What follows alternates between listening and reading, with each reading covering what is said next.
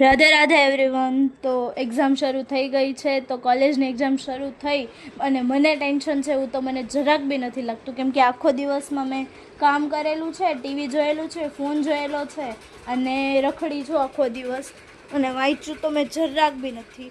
અધૂરામાં રહી ગયું હતું. તો બક્કલ બી તૂટી ગયું સવારમાં અને પછી આ રાજેશ ખન્નાના સોંગ સાંભળતા હતા. અમે બહુ મજા આવે જૂના સોંગ સાંભળવાની.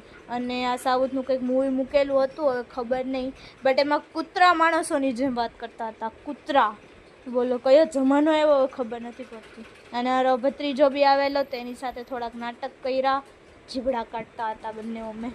અને ત્યાં સાફ સફાઈ ચાલુ હતી અને મારા બા ગેસ સાફ કરતા હતા.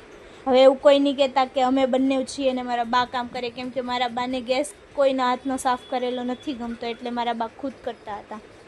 અને પછી બેઠી હતી હું વાંચવા. સ્ટેટની એક્ઝામ હતી અને મને આ કેલ્સી મળ્યું છે, જૂનું છે. તો મળીશું બીજા વિડીયોમાં. Bye bye.